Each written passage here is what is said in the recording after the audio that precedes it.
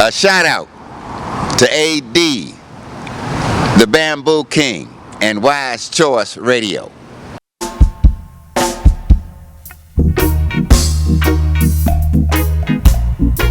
Give me no lie, give me no lie, give me no lie, tell them God, man, barai. The whole of the youth and them, this is the Rastafari. Give me no lie, tell them God, man, barai. The whole of the youth and them, this is the Rastafari. Barai. The whole of the youth and them, this is the Rastafari. Propaganda, propaganda, propaganda, propaganda, propaganda, propaganda, news media, propaganda, propaganda, propaganda, propaganda, only for propaganda, propaganda, propaganda, propaganda, propaganda, propaganda, news media. Propaganda, propaganda, propaganda, propaganda. Oh gosh. Original man, he was black, he was black, he was an African. Carbon, he was. Science will show that and prove that over and over again. Just see and know. We tell them honor your fathers that your days may be known. Original black man. We were here from foundation of time. We will remain until the end. Just get no home. Don't listen to propaganda. Propaganda, propaganda, propaganda, propaganda. Propaganda, news media. Propaganda, propaganda, propaganda, propaganda. You. Black is absorption of all light and color. So hear me, little sister. In the earth and in the sky are the cycles of your womb. All right, greetings, family. Peace and Black Power. Welcome to another edition of Baba TV on the road, back out here in DC. The foundation of my knowledge and my personal knowledge and information, and where I grew and where my knowledge was made born was Washington, D.C. Make no mistake about that.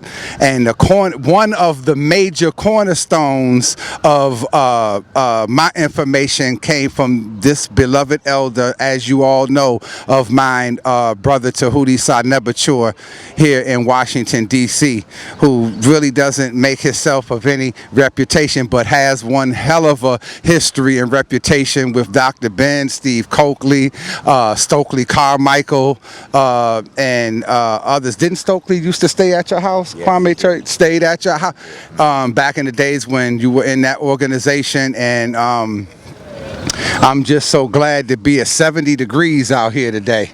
I said, let me come on down to DC. I'm going to be coming here regular as soon as the weather breaks.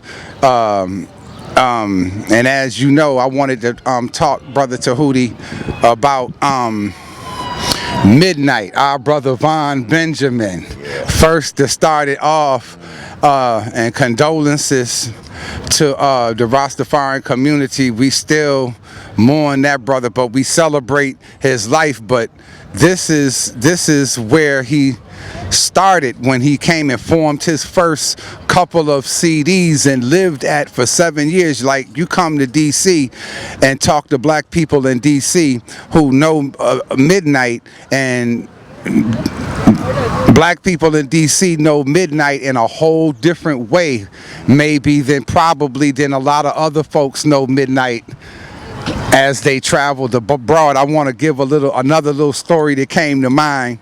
You remember when me and Ross AD was vending in the reggae, we would bring the books in, and we actually were back at that time because he wouldn't let you film too much or anything like that, but we were actually once he got to know us, the only vendors that sold information that he would let in besides his own personal vendor, with the books and information that we had to offer.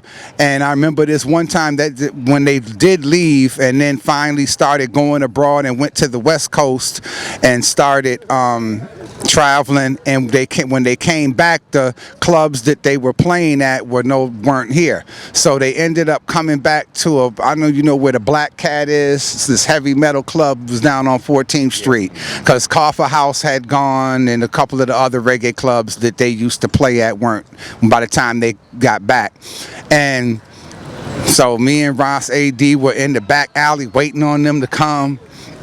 The van pulls up, they get out. Oh, we glad to see him. We reasoning with them in the back a little bit.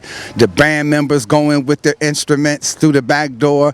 Vaughn finally goes in, and he came back out and came straight over to us, very angry. And just pardon my vulgarity, but I have to be honest. I want to quote him properly. He came back out and looked at us and said, "You better go back in there and tell them that Jesus Christ is not no white faggot on a wall." He said, "You better go and tell them." And I said, "Yes, sir." We went in there. Now, I wasn't in there. I don't know exactly what happened, but what I think is that the club that they came to, these white boys, the heavy metal club, they came in there, you know, who these niggas? And didn't realize this the man that's about to pack your house. Or something, just show a lack of regard in some way, or respect, I'm sure, for him. And he came out of the van talking with us one way and went in there. And when he came out, he was a whole nother mess. So that's just one another example of things that I can remember about Brother Vaughn Benjamin. I remember when I got my first autograph from him on one of the CDs, he wrote "Truth and Fully." Truthfully. Truth. Okay. Yes. And at the house of Kemet, I remember Brother Rafu. You and Rafu used to blast. Midnite was the rage everywhere. What was Midnite saying? I mean, to the nationalist community, we always loved reggae, but it was something about Midnite. Yeah, well. What was it, Brother Tehuti? Well, he was a conscious black man, you know, like from, you know, born in the Caribbean, but because of his experiences and as he developed his mindset, what I call his musical poetry, right? It was always about the message, you know, not the message of Jah, the message of what we need to be doing. I mean, the brother was just a fully conscious brother. And not just when he was performing on stage. I first met the brother, believe it or not, at the Blue Nile. You know, because again, the Blue Nile is a herbal and health food spot on Georgia Avenue, and he was in there getting, you know, like some herbs to take care of some of his personal needs and what have you. But the brother was conscious. He talked to Brother Dooku, and that, in fact, Brother Sekou was still with us, you know, like, and they were going back and forth, you know, like about, you know, it's deep knowledge. So when he was performing things from his mind about the culture of our people, what we need to be about, what we need to be about doing. I remember he chastised some African American artists who were only singing about, you know, like, love and, you know, having lost a woman, or begging to get a woman back, that kind of thing in terms of, you know, personal behavior. But when you have an art like, you know, like that's about your culture, he thought that the culture should be applied politically within the concept of your music and the product that you put out. That's why in a very short period of time, they went from an unknown band, you know, like, to a bad band. And you're right, brother. Like from our porch, when we, you know, where we had our music box, we dropped those tapes in or the CDs in, and we blasted Midnite up and down Georgia Avenue because of the message that they brought. So yes, like it's in a way that there's some sadness over losing a powerful voice from the culture like that. But then on the other hand, there's high praise and joy over had an opportunity to hear him, to see him perform, to hear his art, and to know the value of the messages that he left. Like there are a lot of people who produce music, and entertain the people, but he just wasn't an entertainer. But he was an entertainer, but he just wasn't an entertainer. He was a brother who brought music to the people. He brought a message to the people, and I think that's why the work that he did will live on.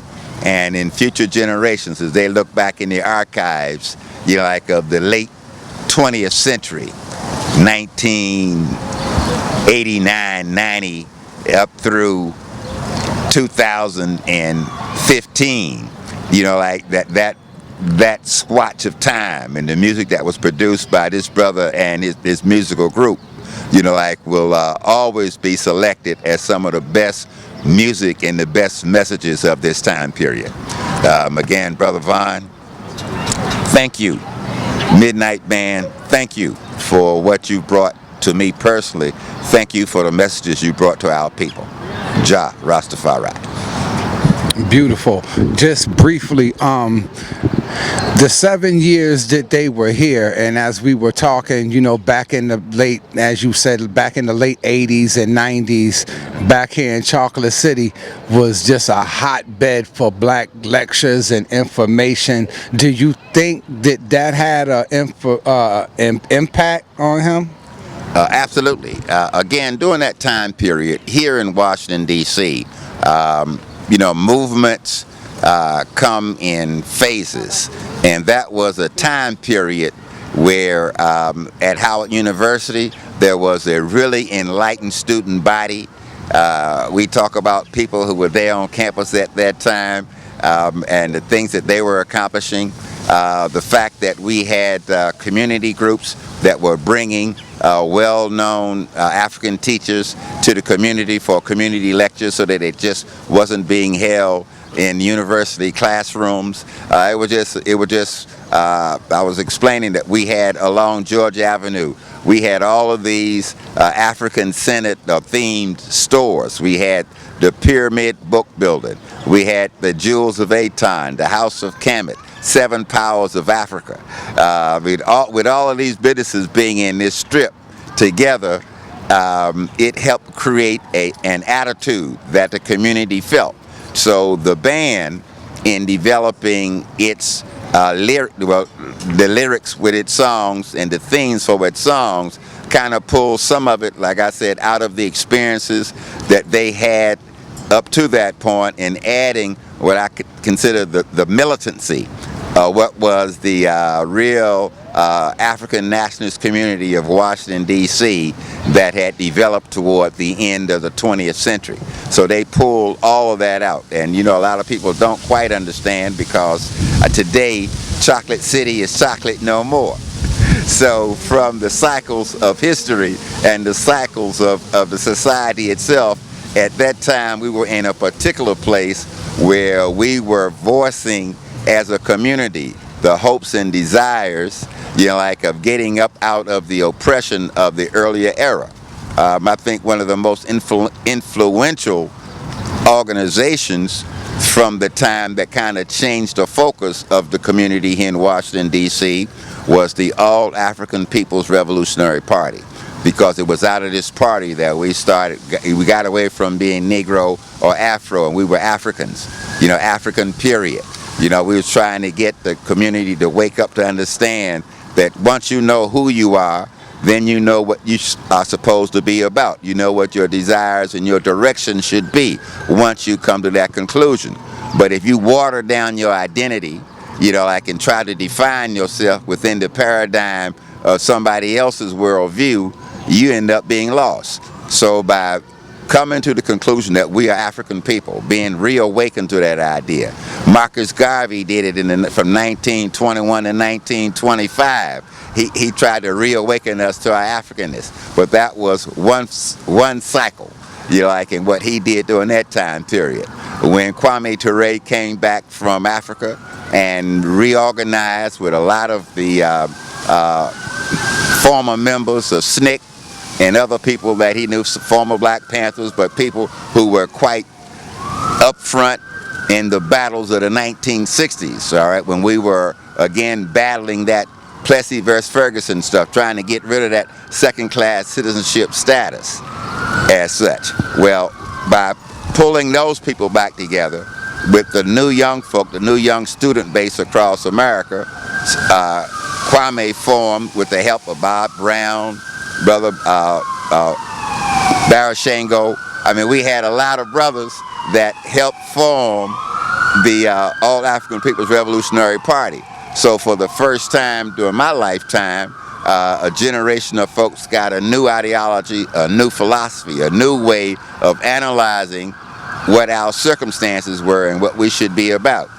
That led, from again the early 70s right up through the mid 80s, the most powerful political movement among African people in America was the All African People's Revolutionary Party.